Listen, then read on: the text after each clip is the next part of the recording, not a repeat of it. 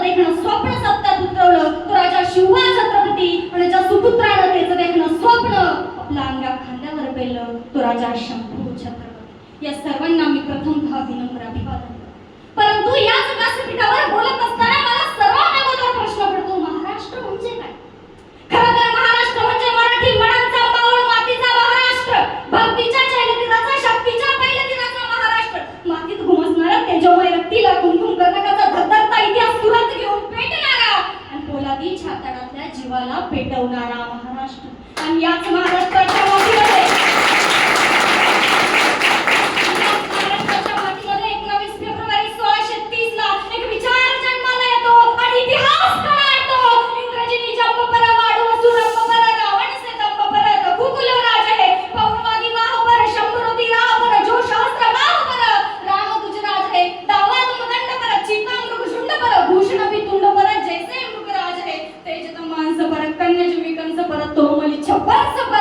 शेर शिवराज है.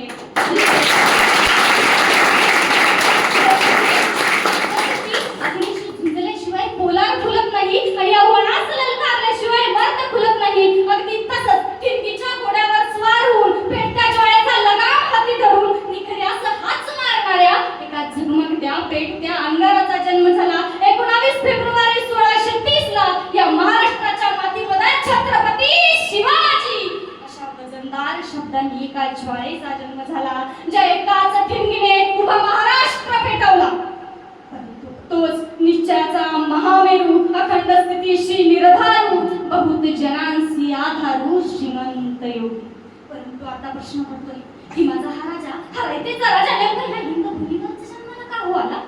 तो USA Russia महासत्तांमध्ये जन्माला का आला? याचं कारण काय असेल नसेल मला माहिती नाही. पण ही हिंद भूमी जी प्रभू रामचंद्रांच्या एक वचनानं परिपूर्ण झालेली आहे, भगवान श्री कृष्णाच्या मोरपिसानं रंगलेली आहे, गंगा मायेच्या पाण्यानं ती पवित्र झाली आहे, हिमालयानं तिला शुभ्र धवल बनवले, उमा पार्वतीनं तिला बोंबले, शिवशंकराच्या दंतूनं ती रोमांचिक झाली आहे, आणि विडारण्यांनी तिला शृंगारले, करुणा आणि अहिंसेनं तिला पुष्ट बनवले आणि संतांनी तिला अभंग केला आहे. सदैव सत्याला मस्तकी धरणारी, शीलवंताला सखा मानणारी आणि पराक्रमाला बाहुत करून क्षमेला हृदयात बसवणारी ही भूमी आहे. म्हणून माझा राजा सुद्धा याच भूमीवर जन्माला आला. ही सगळ्यात मोठी वस्तुस्थिती आहे.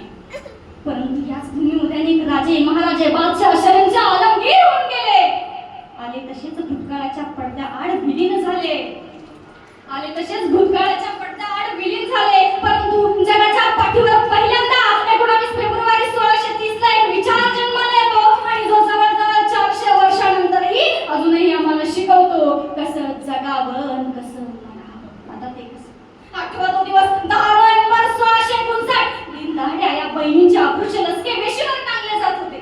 साहेबांनी महाराजांना सांगितलं, अहो राजा, लिंदाड्या या बहिणींच्या अपुरुष लचके अशा वेशीवर टांगले जात असताना घरात बसून शांतपणे त्यांच्या किंचाळ्या ऐकणं साहेबांना शोभणारी गोष्ट नाही का? उठा राजा, या स्वराज्याचं देखणं स्वप्न पूर्ण करायचं असेल तर त्या अफजल खानासारख्या नर राक्षसाचं मस्तकाला लावायचं. अफजल खानाच्या वादाचा महाराज निघतात. 10 नोव्हेंबर 1659 का कशी कुठे केव्हा विषय वेगळा. महाराज निघाले. सोबत कोण घेणार? सोबत घेतला जीवा महाराज. पण अहो पण तोच का? आता अफजल खानासारख्या पराक्रमी माणसाचा वध करायचा तर फक्त हवा जीवा. संभाजी कावशी कोंढाळकर सोबत घेतले. संभाजी कावशी कोंढाळकर का? आकड्यात परिणाम उतरायचा. सारख्या ताकदीची हवे की नाही म्हणजे कुस्ती जरा जोरातच रंगते. महाराज निघाले. 10 नोव्हेंबर 1659 बरोबर दुपारी 2 वाजता महाराज गडाच्या पायथ्याशी येतात. अफजल खानाला वर्दी मिळाली. शिवाजी राजा येत आहे. तसंच अफजल खान उठून उभा राहिला. 2 पावले पुढे झाला. आओ शिवाजी राजे. अफजल खानाने पटलाला विचारलं, क्या ये है शिवाजी? ऋषी पटलाने मान डोलावली. 5.5 फूट उंचीचे देखणे रुबाबदार राजे शिवराय आणि आस्तकदम आले राजे. बाहू फैलावले. आओ शिवाजी राजे. राजे गळा भेटीसाठी खानाच्या मिठीत जातात. खानाचे बाहू महाराजांच्या पाठीवर पडतात. दाब पडतो, जोर वाढतो. मिठी आवळली जाते. राजे गुदमरतात. खानाची कट्यार तोच महाराजांच्या मस्तकावर घसरून महाराजांच्या पाठीवर येते. वाघनखं बाहेर निघाली. खुपसली खानाच्या पोटात. दगाड खान कडाडला.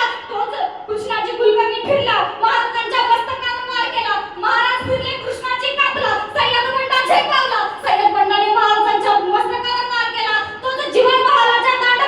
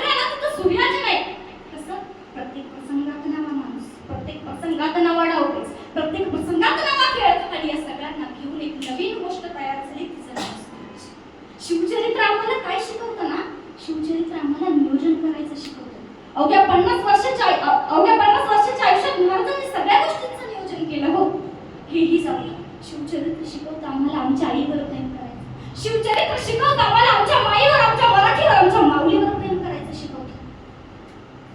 हेही जाऊ द्या, परंतु आजची परिस्थिती बघता असं लक्षात येत आहे की आम्हाला त्या आईबद्दल, त्या माऊलीबद्दल, त्या मराठीबद्दल प्रेम नाही. माझ्या घरातल्या बायकांना डोहाळे वाटतात, माझ्याच घरातल्या बायकांना कुणाला लाडू खावीशे वाटते, कुणाला जिलेबी खावीशी वाटते, कुणाला माती खावीशी वाटते, कुणाला ढेकळं खावीशी वाटतात. हे डोहाळे, अहो आमच्या साहेबांना जेव्हा डोहाळे लागले, माती, ढेकळं, लाडू, जिलेबी कधीच खायला नाही वाटली. असं वाटलं घोड्यावर स्वार व्हावं, हाती तलवार घ्यावी आणि माहेरच्या माणसांना संपवणारा त्यांना रथवांचा ताज जिवंत मुर्दा गाडावा आणि म्हणून स्वराज्याचं देखणं स्वप्न जन्माला आलं. आम्ही भांडतो कशावर? आम्हाला नोटांवर छत्रपती पाहिजे. अरे हा, ज्या नोटाचे